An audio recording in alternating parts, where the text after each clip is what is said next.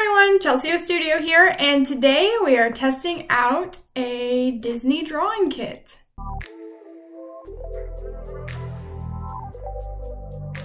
What's up everybody, welcome back to the studio. So today we are testing this Frozen 2 drawing kit that I got from a store here called Five Below. I'll unbox it first and then we'll see what's in it. So let's get to it.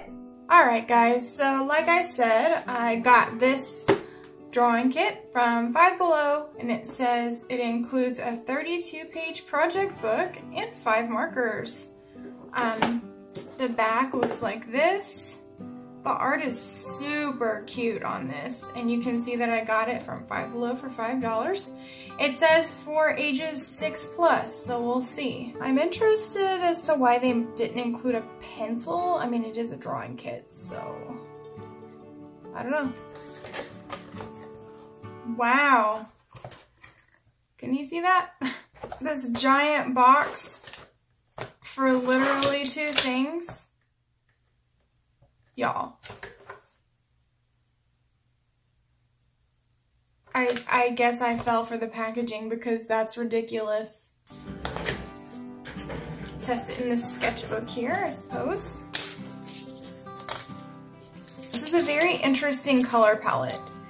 It's like a skin tone, a neutral, a secondary, and 2 primaries. And this isn't even a primary blue. But okay, we're gonna test them out first. So they have a normal, just nib.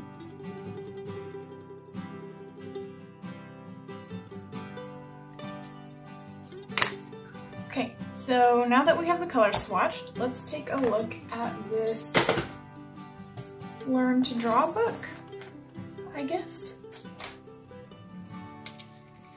Alright, so first it says you'll only need a few supplies to create your favorite characters from Frozen 2. Before you begin, gather all your tools. This kit includes markers. All you need is a pencil, an eraser, and some paper to draw on. So this is the how to use this book. It says when using the step-by-step drawing method, you'll begin by drawing very basic shapes such as lines and circles, which I'm guessing is here. So you'll draw the base shapes first using light lines easy to erase. Pay attention to the new lines added in each step, and then in each step add more defining lines, and then you would add color after. So I guess let's jump right in and see what the rest of the pages have to offer. Alright, first page is Elsa, but it doesn't look like it's the same position. It's a little disappointing that they don't break the legs down and the feet down even further. Then the next section is starting to add her clothes around her base shape, and again they didn't break down the arms, very good. And then we have her clothes that are more defined with darker lines, the hair and the eyebrows, some of the added details, and then it shows you more details. Then the line work, and then what it looks like with color. Now we have Anna. It's interesting that they're not showing like what your final picture is actually gonna look like.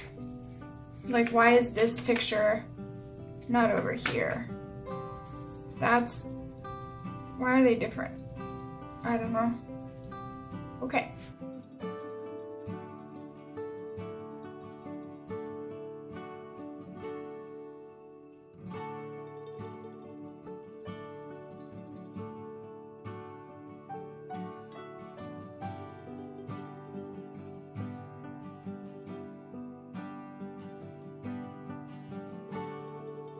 This is how it should have been the whole book. What the heck?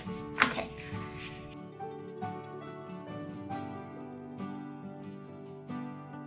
And that is the end of our 31-page book. I am going to do it their way first, and then I'm going to show you the way that I would do it, just so that you can see 2 perspectives. I guess technically neither one of them is right or wrong. I just feel like this book is aimed at beginners. Clearly, it says junior, and I think they could have broken it down more easily. And I am not using these markers. Sorry guys, definitely not happening. So I went and got my big sketchbook here for you guys. I am gonna draw Olaf. I feel like we all need a warm hug right now with everything that's going on. So I thought who else better in this book to draw than him. If you're interested in seeing me draw any of the other characters, please let me know in the comments below. But for now, we're gonna draw my buddy Olaf, and we're gonna do the first version of him following the instructions, and then I will show you guys how I would draw him. I am actually just gonna put on the screen what I am drawing. That way we don't have to worry about the book being in the way. I have this paper to protect my drawing from my hand because I usually use a glove for this, but I don't have it on me. So this will just stop me from smudging the paper.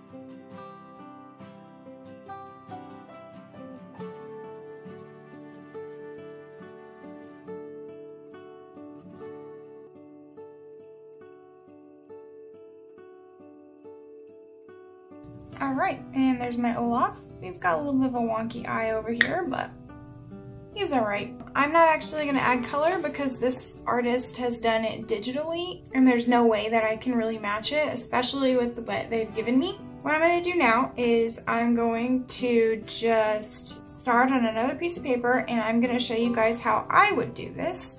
And again, I will break it down into steps, just like they've done here.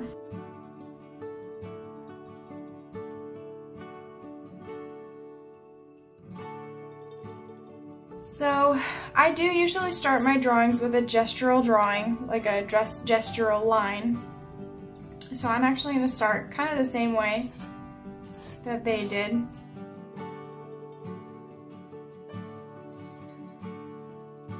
And the change that I'm going to add to step 1 is I actually think that you should be preparing for this shape a lot sooner.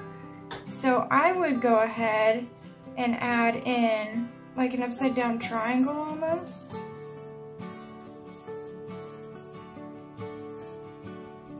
Something like that. That's where I would go with this. For the next step, they just add the feet and the eyes. So I guess technically you could do this part in step 2. Either way. So I'm gonna go ahead and do their eye line. But I'm also going to add a little box, like a little trapezoid. And then we'll do the feet the same way. Alright, so now let's move down to step 3. So step 3, now that we have our base shape, we can kind of just do that swoop line there. Maybe refine it a little bit so that it's closer. These are pretty oval shaped. I think I'm just gonna keep them circles because that's what they are. And then here we can widen this if we need to.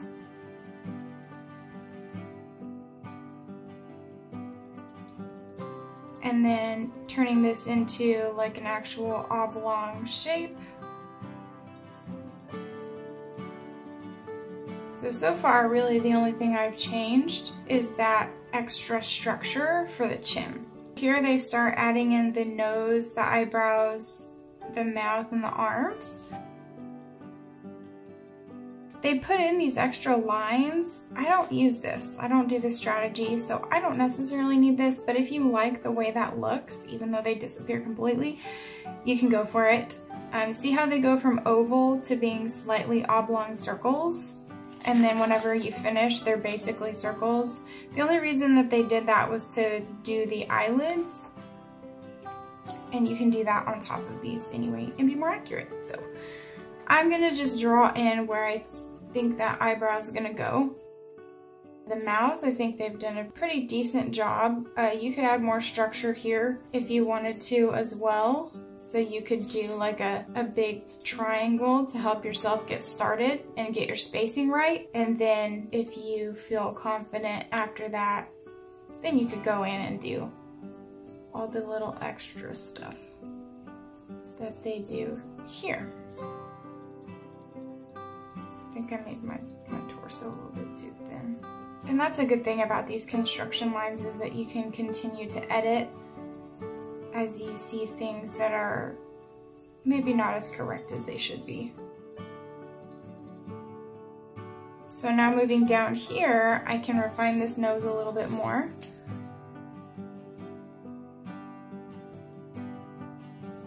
And then they did this whole like swoop to show the structure of the cheek, but then it disappears. So I don't, like if that helps you, if that base structure helps you, I think this is a great idea. But if it's not helpful and it doesn't help you understand the face, because the shape does change, it flares out instead of curling under, then just draw it like this. But if the curl helps you, then draw the curl. It's really up to you.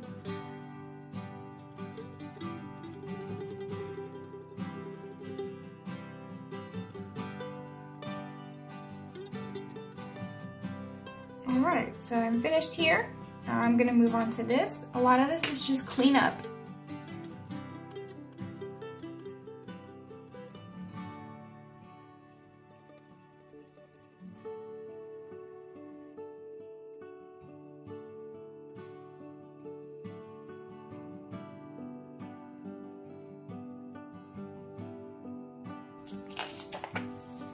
And then we'll do our final details.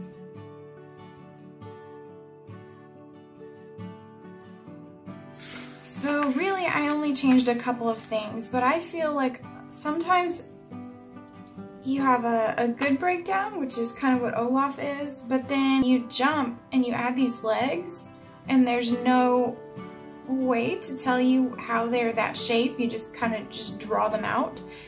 And that's not helpful for a beginner. So adding that little extra step of the chin, taking out some of the unnecessary things like the oval for the eyes, just making them circles because that's what they are. Making a simplified diamond, or even it could have just been a line to start with that nose.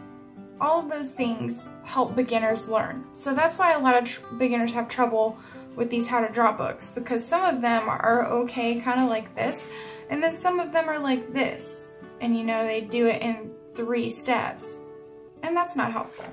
So let me know if you guys want me to break down any of these other ones, because this is not enough for a beginner to go off of. That's not enough steps. Whereas I think Olaf is a better breakdown, but still there's room for improvement. And this is nothing against the artist. Honestly, it probably just came down to the number of pages that they could print. That was probably it. So it's really not the artist's fault. Also, every artist draws differently. Some people don't use construction lines at all. Some people just go straight in with shapes. But it's going to be different for every character. We're going to line it, and then I'll compare the two and we'll talk.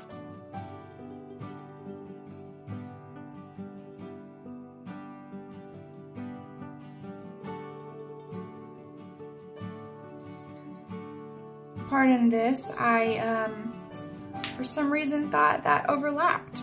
I don't know what happened. And then I sneezed right here and it shook my hand, so that's why that's there. But I think overall I like this one better. I think this one looks more like Olaf to me. Oh, sorry. Work in progress there.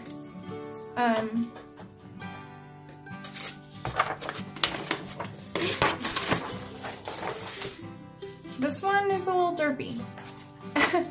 It's like Olaf and dirt. Olaf and dirt.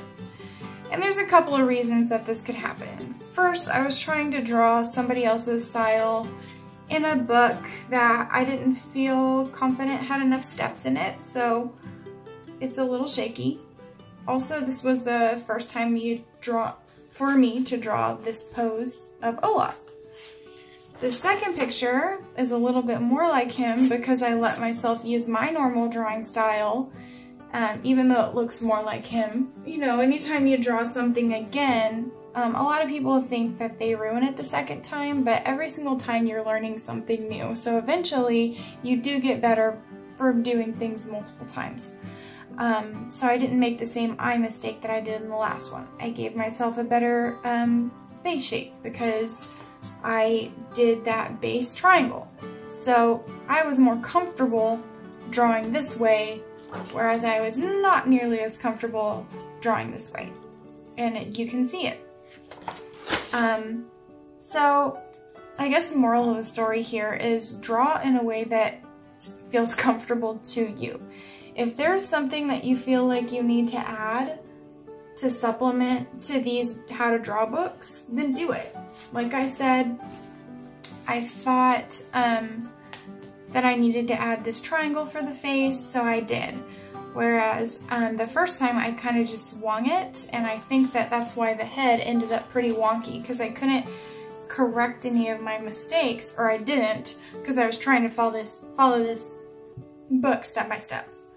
So just make sure that you are drawing in a way that is comfortable to you, and you'll be okay. Also, knowing a base of anatomy can be really helpful. I would love to do a how to draw lesson for you guys, so let me know what you think. Okay, so for somebody that is truly trying to learn drawing, I would not suggest a book like this. If you are just trying to have fun and maybe try your hand at drawing these characters, the book's okay.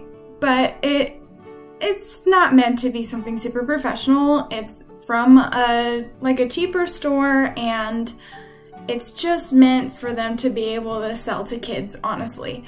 Okay, well now there's a cat in my lap, so we're just gonna keep going. Through this whole ordeal of having to try and navigate my way through this book, I kind of got inspired to do like an actual proportions lesson for you guys. So if you would be interested in some true how to draw lessons, you guys can let me know in the comments below. Thank you guys so much for watching. If you want to see some more behind the scenes and more artwork from me, then you can check out my Instagram at chelsea.o.studio. She's interrupting me again. She's a baby. Look at her. Oh my goodness, I'm sorry. And if you're interested in seeing some of my personal artwork, you can check out my website at chelseaostudio.com. I have some prints, stickers, and originals over there. And I also have my print club, which is a monthly subscription where you can get art and stickers from me every single month. Other than that, I will see you next week. We will see you next week. Say bye. It's Kellogg's. She's always in here when I'm filming, so she's gonna say bye with me. Say bye. Bye.